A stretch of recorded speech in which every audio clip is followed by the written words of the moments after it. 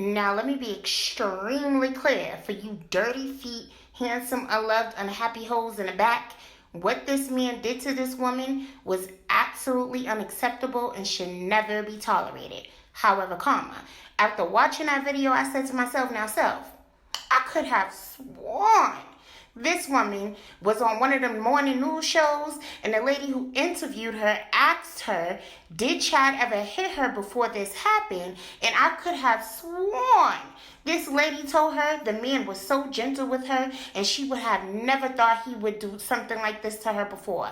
I could have sworn I saw this woman on Hollywood Unlocked defending this man. I could have sworn this woman was still in contact with this man. So much as so she was able to get receipts from him when she wanted to prove that OG, an ex-castmate of hers, would never be able to go out on a date with her ex-husband. I could have sworn I saw this woman on one of those radio shows playing the game and she picked Chad as the ex she trusts to save her life. I could have sworn her excuse for not immediately leaving this man was because nothing like this had ever happened before. Well, girl, I clearly was mistaken because I'm sure she wouldn't get on the internet knowing that Google exists and with a quick double tap, the human lie detector will be able to say, girl, bye, another lie. We gonna smile, bitch, and laugh, bitch. Come on. We gonna start this thing off right. BB in the motherfucking house. Come on. Oh, come on. Do it, baby. Shake it, baby. Do it, baby. Shake it, baby. Do it, baby. Shake it, baby. Smile, bitch.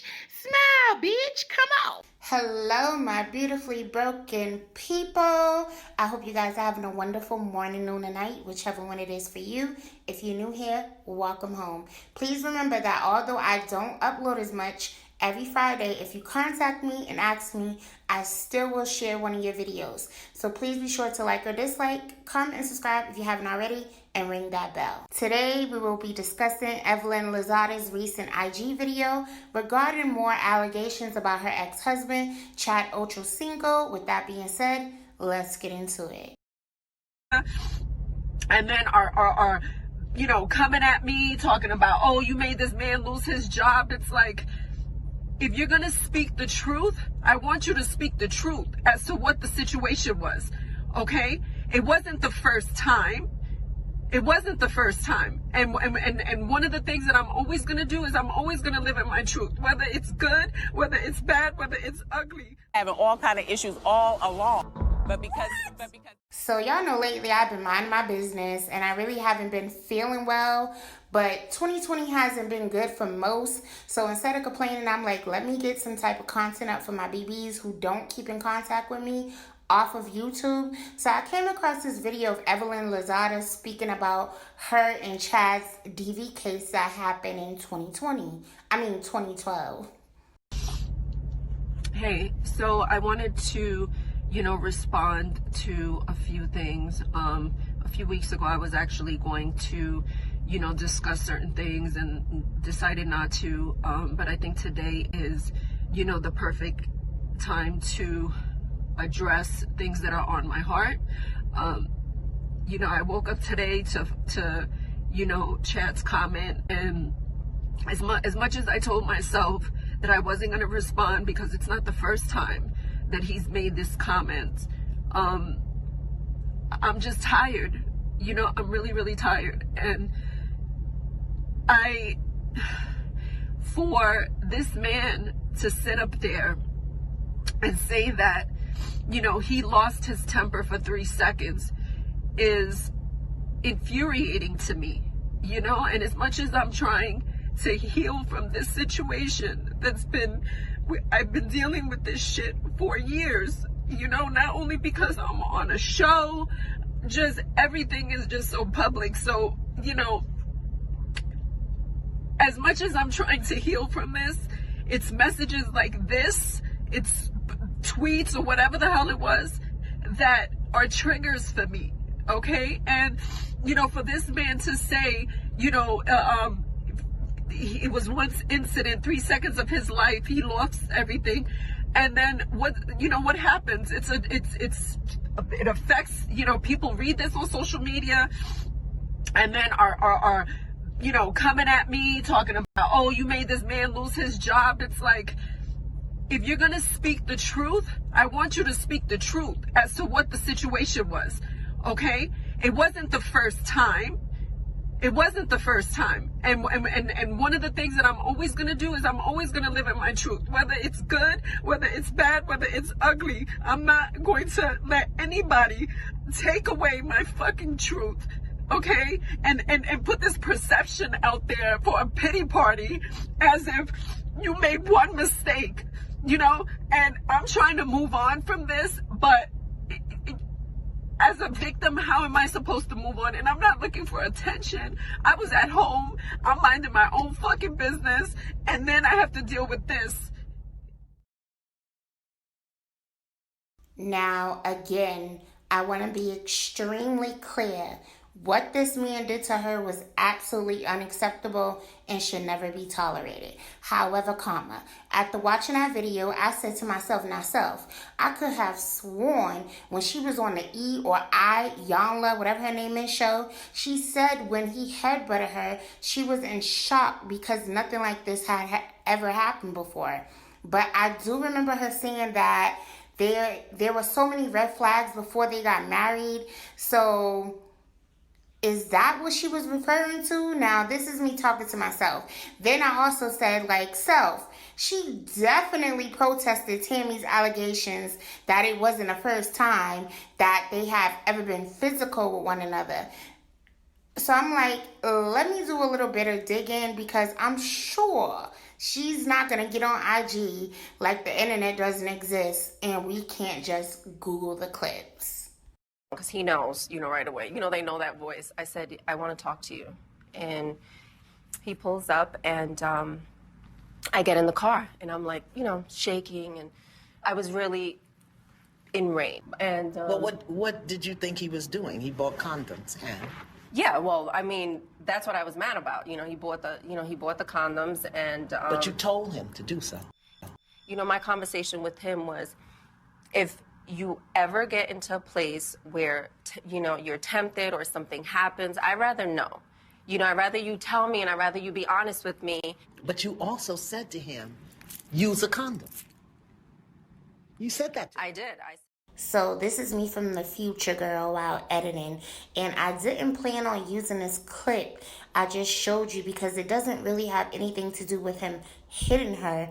But to give you full context, and because she used the same word, which was enrage, to describe her behavior and his behavior, I said I'm going to use the clip.